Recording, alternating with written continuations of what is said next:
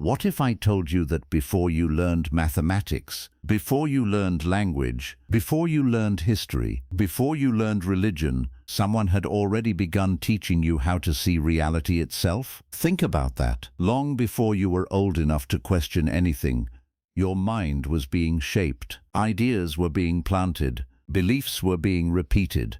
Definitions were being given. You were taught what success means, what failure means, what makes a person valuable, what makes a person unworthy, who you should become, and who you should never be. But here is the question almost nobody asks. How much of what you call your thinking is actually yours, and how much of it was inherited from the people, systems, and beliefs that surrounded you? The ancient Vedic sages warned that the most powerful prison is not made of walls. It is made of unquestioned thoughts. Thoughts repeated so often that they begin to feel like truth. And tonight, we are going to explore a possibility that may completely change the way you see yourself. The possibility that before you learned how to think, you were already being taught what to think. And if that is true, then who would you be without everything you were taught? The mind you call yours was shaped long before you could question it. When a child first enters the world,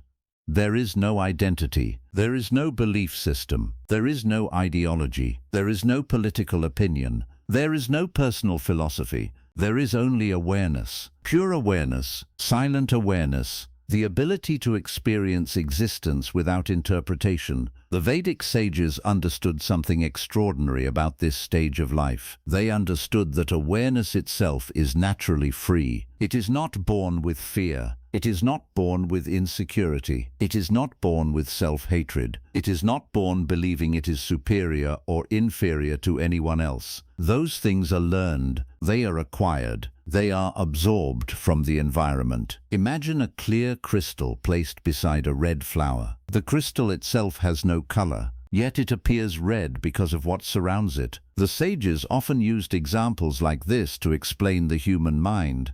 Awareness enters the world clear and open, but gradually it begins reflecting the beliefs of its surroundings. The child hears certain ideas repeatedly. This is good. This is bad. This is success. This is failure. This is acceptable. This is unacceptable. This is who you should become. This is who you should never be. At first, these messages seem harmless. In fact, most of them come from people who genuinely care. Parents pass down what they believe is right. Teachers pass down what they were taught. Society passes down what it has accepted. Generation after generation, people hand over ideas without ever stopping to ask whether those ideas are actually true. And so the child learns not only how to speak, not only how to walk, not only how to survive. The child learns how to see reality itself. This is where the process becomes invisible, because the child is too young to question anything. If everyone around them believes something, it feels true. If everyone repeats something, it sounds true. If everyone rewards a certain behavior, it must be right. At least that is how the mind interprets it. Slowly the child begins building an image of the world. But that image is not created through direct understanding. It is created through borrowed assumptions. And after enough repetition, borrowed assumptions begin to feel like personal truths. Think about your own life for a moment. How many things do you believe simply because they were repeated to you over and over again? How many fears do you carry that were never originally yours? How many limitations do you accept without ever examining them? Perhaps someone once told you that you were not talented. Perhaps someone made you feel unimportant. Perhaps you were compared to others. Perhaps you were taught that your value depends on achievement. Perhaps you were taught that failure makes you unworthy. These messages may have happened years ago, yet they still influence the way you see yourself today. This is how conditioning works. It enters quietly, it stays hidden, and then it begins directing your life from behind the scenes. The Vedas recognized that repetition has tremendous power over the human mind. Anything repeated often enough begins to feel true, even when it is not. A person can hear a lie so many times that it eventually feels like a fact. A person can hear criticism so many times that it becomes their identity. A person can hear limitations so many times that they stop imagining possibilities. This is why entire societies can believe something for centuries only to later discover they were mistaken. This is why generations can inherit the same fears without understanding where those fears began.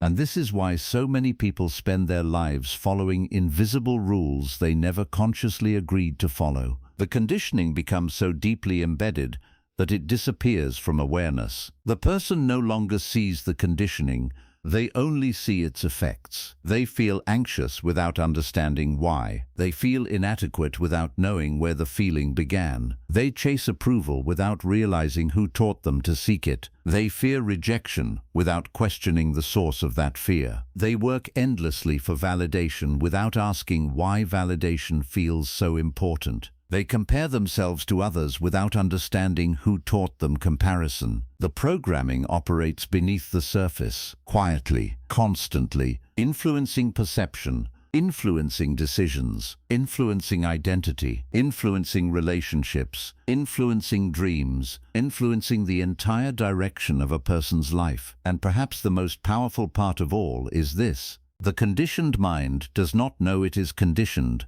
The fish does not notice the water, the bird does not notice the sky, and the conditioned mind rarely notices the beliefs that surround it. Because those beliefs have become normal, familiar, comfortable, the mind mistakes familiarity for truth. This is why two people can experience the same event and walk away with completely different conclusions. One sees opportunity, the other sees danger. One sees growth, the other sees failure. One sees possibility, the other sees limitation. The event is the same. What changes is the conditioning through which it is viewed. The Vedas taught that human suffering often begins not with reality itself, but with the stories the mind has been taught to tell about reality. And those stories are usually very old, much older than we realize. Some were inherited from parents, some from culture, some from education, some from society, and many were accepted long before we were capable of questioning them.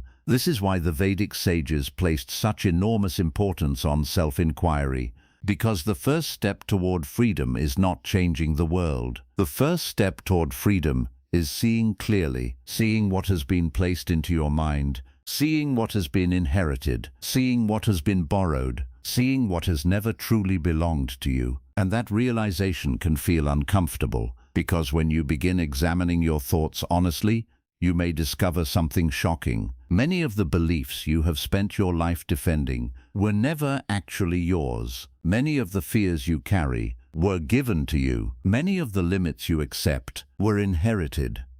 Many of the ideas you call truth were simply repeated often enough to feel true. And until you recognize that fact, you will continue living inside a reality designed by conditioning rather than consciousness. The sages warned that a mind that never questions itself eventually becomes a prison, not because it lacks intelligence, but because it lacks awareness. It keeps repeating the same patterns, the same fears, the same assumptions, the same stories, without ever realizing that another way of seeing is possible. And that is where true awakening begins, not with collecting new beliefs, not with replacing one ideology with another, not with blindly accepting another system of thought. True awakening begins when you become willing to question everything you have unconsciously accepted. It begins when you stop asking, "What should I believe?" and start asking, "How did I come to believe this in the first place?" Because the moment you ask that question honestly, the walls of the prison begin to crack. And for the first time in your life, you may catch a glimpse of the awareness that existed before the conditioning ever began. You were given answers before you ever learned how to ask. One of the most overlooked truths about the human mind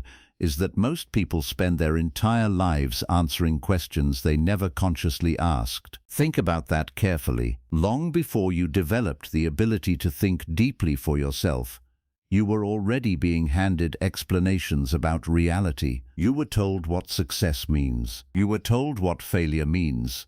You were told what happiness looks like. You were told what makes a person valuable. You were told what kind of life you should want. You were told what you should fear. You were told what you should chase. You were told what you should avoid. And because these ideas arrived during childhood, they entered your mind before critical thinking had fully awakened. The Vedic sages understood that this is one of the most powerful influences on human consciousness. Most people assume they arrived at their beliefs through careful reflection, but often the opposite is true. The belief came first. The reflection never happened. The answer was accepted before the question was ever explored. Imagine giving someone a map before they have even decided where they want to go. Eventually, they begin following the map, not because they chose the destination, but because the map was already in their hands. This is how conditioning quietly directs human lives. The person begins walking a path without ever asking whether it is truly their own. Many people spend decades pursuing goals that were never born from their own hearts. They chase success because they were taught success would make them worthy. They chase wealth because they were taught wealth would bring peace. They chase recognition because they were taught recognition would bring happiness. They chase approval because they were taught approval equals love. Yet, after achieving these things,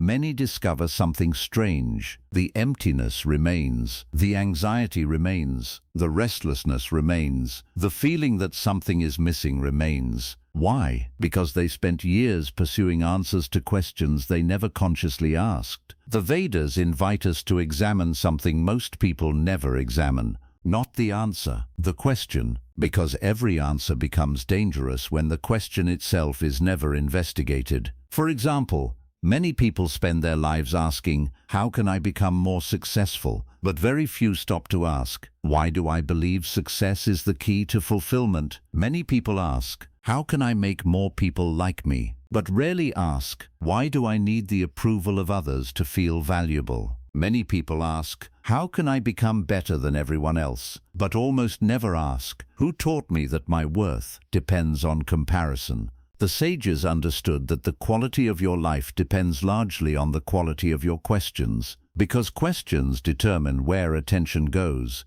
and attention determines experience. A person who never questions their assumptions remains trapped inside them. A person who never questions their beliefs becomes controlled by them. A person who never questions their fears becomes limited by them. This is why self-inquiry occupies such an important place within Vedic wisdom. The goal is not simply to gather more information.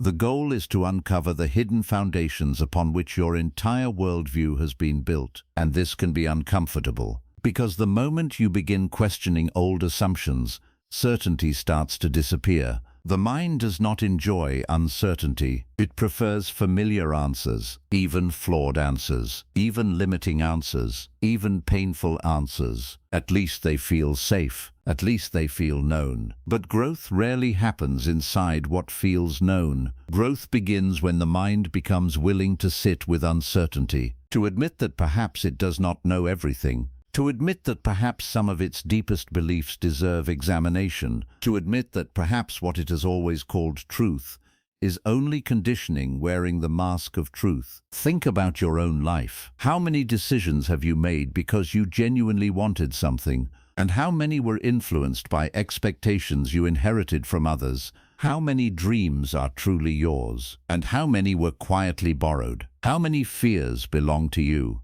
And how many were passed down through generations? The Vedas suggest that most people never stop long enough to find out. Life moves quickly. The world keeps demanding attention. The noise never stops. And because of this constant distraction, many people continue living inside inherited ideas without ever noticing them. They become busy following directions, busy achieving goals, busy solving problems, busy collecting answers. Yet they never pause long enough to ask whether they are moving in the right direction. This is why awakening often feels so disruptive. It interrupts the automatic process. It forces the mind to stop, to observe, to reflect, to ask questions that have been ignored for years. Questions such as, Who would I be without these beliefs? What if I have mistaken conditioning for truth? What if my fears are not facts? What if my limitations are learned rather than real? What if the person I have spent my life trying to become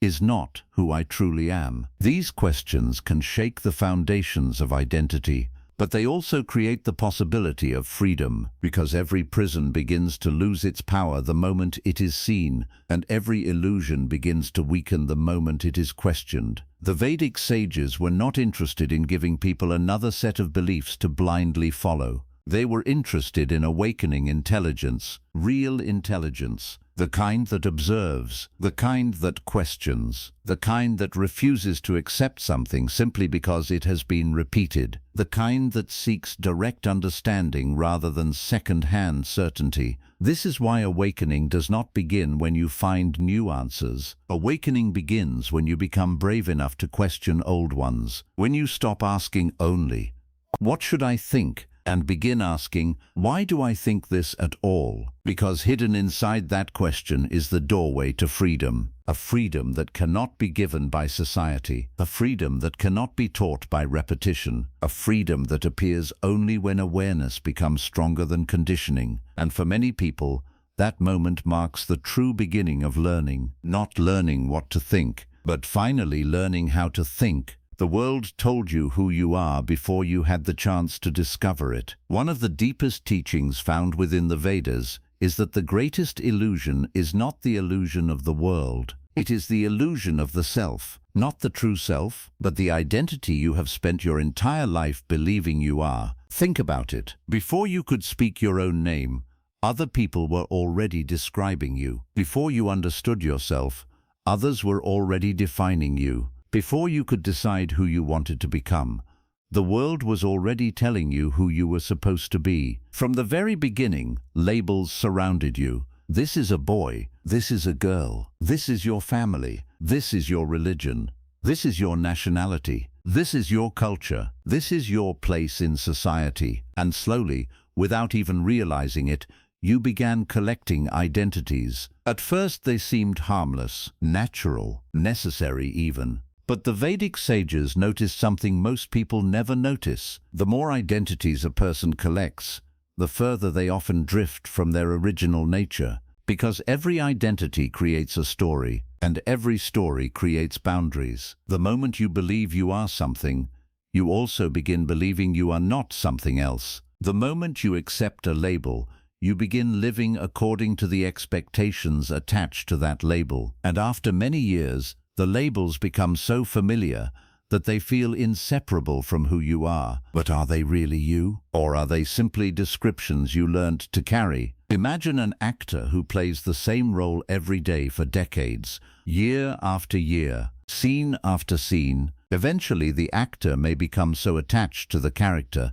that they begin forgetting where the role ends and their true self begins. The Vedas suggest that something similar happens to human beings. We become so attached to our identities that we forget they are identities. We begin believing they are our actual essence. A person says, "I am successful, I am unsuccessful, I am intelligent, I am unattractive, I am important, I am unimportant, I am respected, I am rejected." But notice something. These are not permanent truths. They are descriptions, experiences, temporary conditions, yet the mind takes them and turns them into identity. And once something becomes identity, it gains tremendous power, because people will defend their identities even when those identities cause suffering. A person who secretly believes they are not worthy will unconsciously create situations that confirm that belief. A person who believes they are a victim